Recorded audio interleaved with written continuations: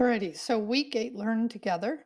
The good news is for me, and I don't know when you're going to see this, but I'm actually setting in the week 7 um, right here where you're getting ready to move into your learn together. Oh, let me change classes. That would probably help.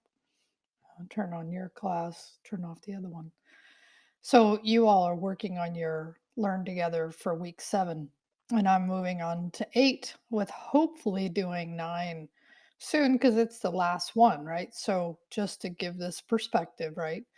So you will probably not see this until next week. And next week really means we only have 2 weeks left. Okay. Which would make sense, right? Um, but we've been talking about this whole semester, so why I moved. Oh, I did. I moved Learn Together for week 9 up a day.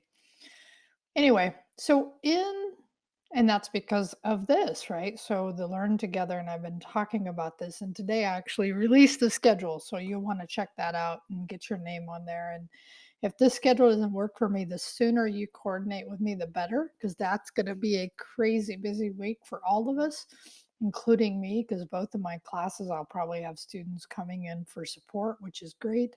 But just managing that is going to be, I don't know, our challenge. So, and if you're interested in machine learning or Node.js, I know some of you are coming in the Node. My goal is to have that course up at least the first couple of weeks. But anyway, Node machine learning is starting on the 15th over at the Hive. Ask me more questions if you want to know about that. So, really, we're into this section now, section 9, where we're implementing just some new stuff into our code, not necessarily adding any functionality, just making it work a little differently. And arrow functions are one of the things I want you to implement this week. And this is part of the Dev 2 requirements. So this is all good stuff. And then I also want you to implement at least one try catch block to handle. In this case, the one area he recommends, although we could definitely talk about others, is when you're reading the from the local storage and then working in strict mode. And if it throws any errors, that's you'll want to do that. I was really happy to see that I didn't get any errors when I just changed too strict. So anyway, I'll go over my code here in a second. The thing though I want you to also do this week, besides all those things I mentioned, is actually create in wherever you're working in the public so we can all see it, a to-do.md file. And if you'll format it like this with a dash and brackets, you can actually go through and create a to-do like list. There's actually various ways on GitHub to do it, but I just found this quick one easy today. And so these are the things that I implemented. This is what I have left to do. So I did implement UUID. I created a detail. I'll show you this. I figured out a way to maintain my player even after reviewing my review page, which was an issue for me. I added game removal function, which was kind of weird because why would you ever let a player remove a game? But I at least wanted to show that. I implemented player statistics. I did try catch block when reading the local file. And I did refactor for arrow functions, although I realized I still need to go in and do the shortened syntax. Okay. So I want you to create this list because it helps you kind of get organized about what you need to do. So let me actually show you where my game is as of right now. Right. So this is, again, I've shown you how to use this Git hack to actually give because these are public facing, right? So in this case, if I come up with a new, I'm going to just say Jane. Jane's a new player. She hasn't played before. And so no history, right? So the idea that now we play, right? So I have a section there to show play. I have the detail, but I also have a delete button and I have a details button. So in this case, right, play a couple more times maybe.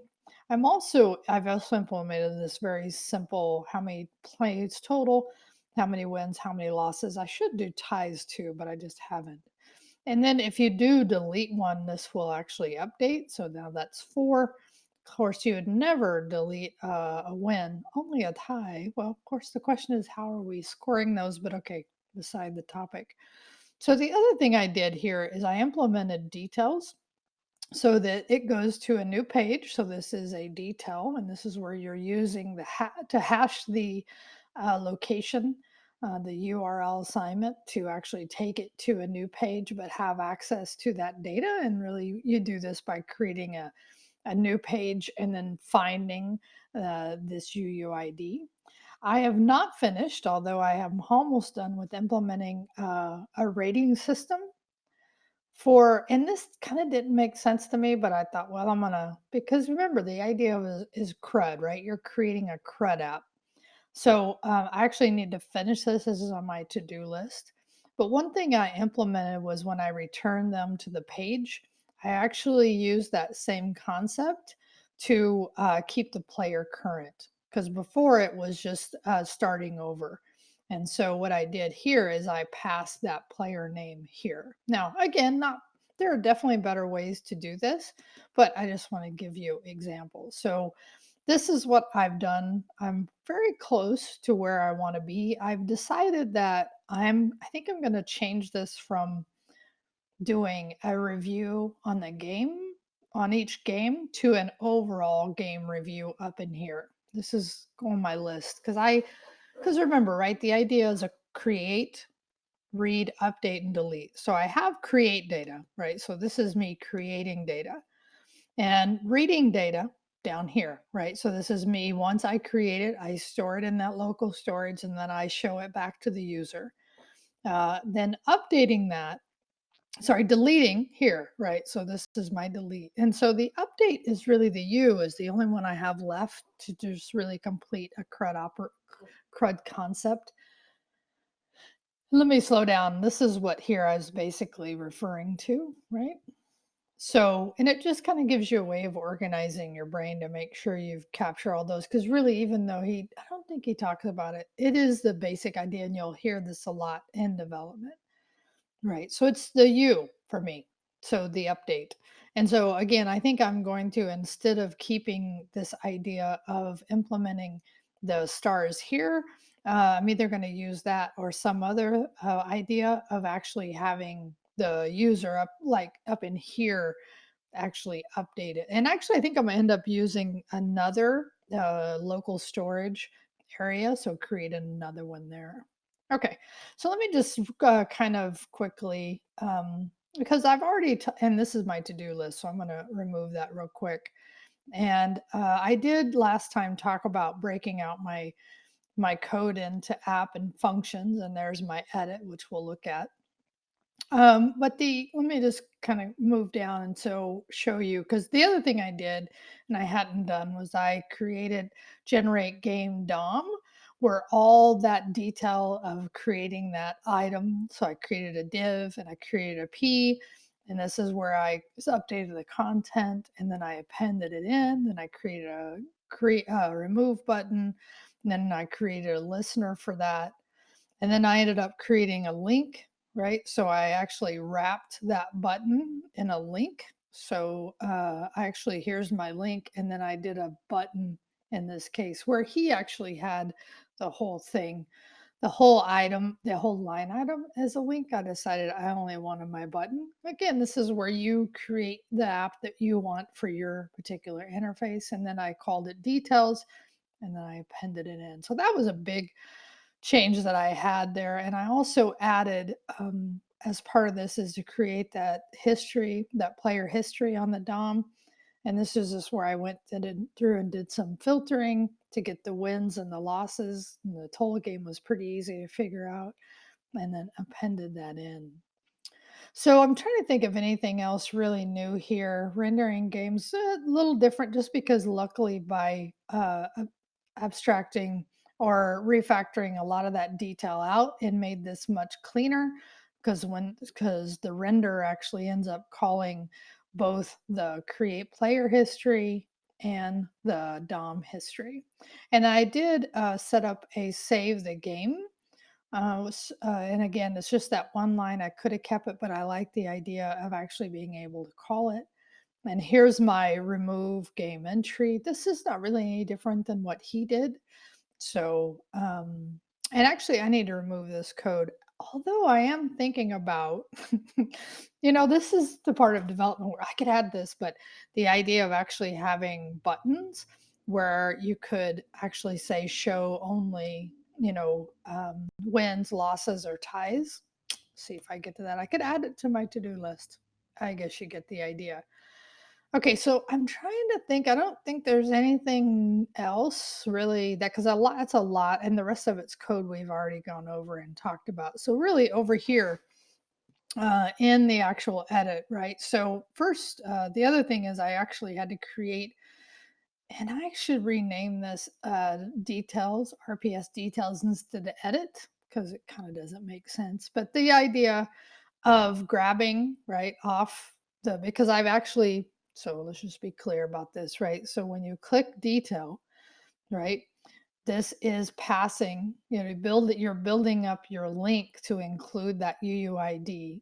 So then what you're doing is you're querying, you're looking at that hash and substringing it to get that ID, that for me game ID, for you whatever you call it. Then I go out and I get the games. I find that specific game. And then if it didn't find it, then I just redirect them to the index page, right? And then in this case, I build up that detail by creating those DOM elements of looking at the ID, creating an H1. And then in this case, this is where I did mine. I added the idea of keeping the user active. I set a href with the index file, the index.html, but I included that game.player, which in this case is that player's name. And the way you see this is when I go back, when I click back here, then you actually see that showing up in the URL. And that's what, and I'll show you the code in a minute, how I handled that in my app. But then this is actually where I'm still implementing the idea of the stars, and I'm looking at the way because I actually that those stars were CSS, and I found some CSS that does that. So I'm still working on this a little bit and trying to figure out again. I'm not sure I want to do this on each game. I think I want to end up doing this on the player level. So that's where I'm at with that. So the other thing I wanted to show you here was on my app, my RPS app. I did this is how I handled this was now when this is called when this page is loaded because it is your first JS that's loaded and on this index page. So I do the same hash idea. And then if it's not a linked player, then I just set player to blank, which is really there's my global, but I'm just setting it to an empty string. Otherwise, I say my player is equal to whatever came in off the location hash. And then I set up an H2. I said that, and so and by the way, this is actually where I need to do a little dry because this is the same thing that's happening down here when they put in player. So I can create a function that does that in here. Okay. Okay, let's see. That's a lot. So, oh, I did implement strict mode. I did, you can see that in my code. I did do a try catch block. You can see this. I'll show this in my functions. Again, this is the idea of at the very top, and actually rewrote this as a ternary operator, which he did. The nice thing here is if you can actually, once you listen to that lecture, go and implement these ideas. It just makes it a lot quicker and easier. But anyway, here's my try catch block with a ternary operator. If trying to read local storage, and if it doesn't find anything, right? If it doesn't find anything, it returns an empty string. Otherwise, it parses that and returns it to whatever calls it. And then if there is an error of any kind, it just returns an empty array. So this is what I talked about before with I want you to implement a to do, right? In whatever directory. And I realized I I didn't do this the best. I could have done this better. What I ended up doing was I ended up just creating now for the last couple of weeks directories in my playground. And I should have done that better, but I didn't. Sometimes you just get it done. Oh, and there's that detail, that HTML file. Um, Really not that, here's just my stars idea, right? And again, remember, in this case, he talked about that he only brought in the functions and whatever was in the edit. He didn't have to bring in the app.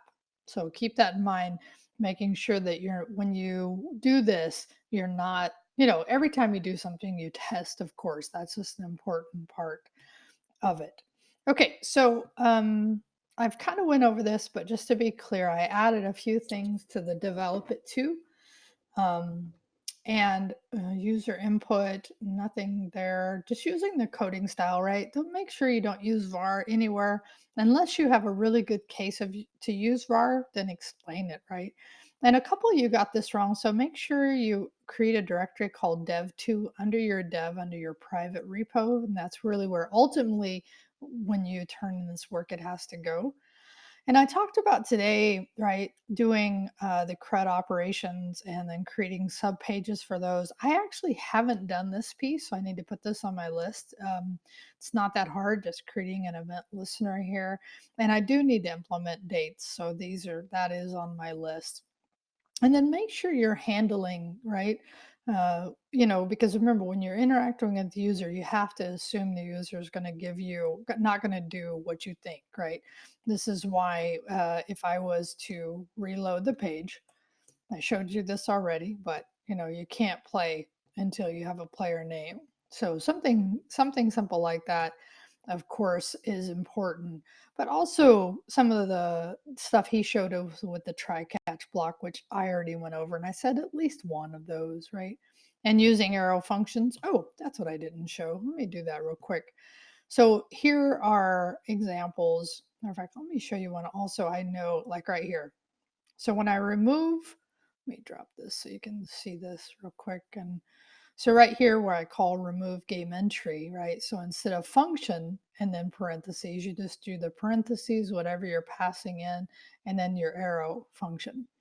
And so in this case, here's another one, right? So now we're running a find index. And so where there's only a single line and it's to return, this is what I was saying I still needed to do. I can just take this out along and just put that this right, so this idea of the game ID, because that is when there's a single line, it's going to do a return on an arrow function, so it makes your code simpler, right? So I ended up going through, oh, there's one area I didn't do. Oh, so let's do this one together just so you can see this, right? So in this case, if I want to implement arrow functions, right, so um, that's really all you have to do. Now, where you have to be careful in using arrow functions is if you're using a this parameter. If you're using the this parameter or this statement to reference things inside the object, you can't use the arrow function. Actually, you can. You just have to do a little code to handle that. But I believe everywhere else I did implement arrow functions. Okay. So I'll review my code just to make sure I didn't.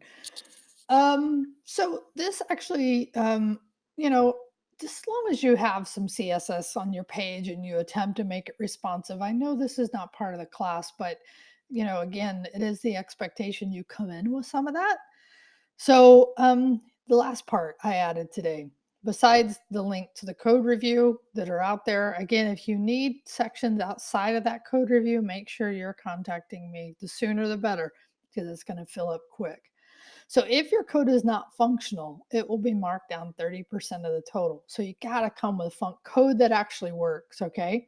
So, if you submit code without a code review, it's marked down 50%.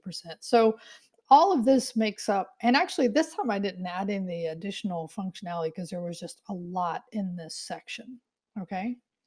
All right, so ask me any questions in your response or anything else you want to talk about. And the last thing I'll say here is that I did modify the last section 10, just FYI, make sure you catch this, to only be 88 through 93.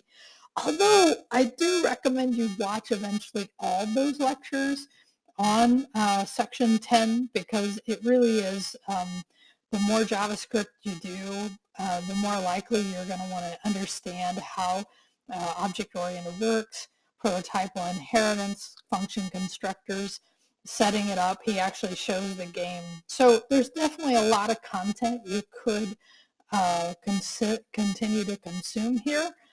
for this course, but I hope some of you are going to be in my Node course.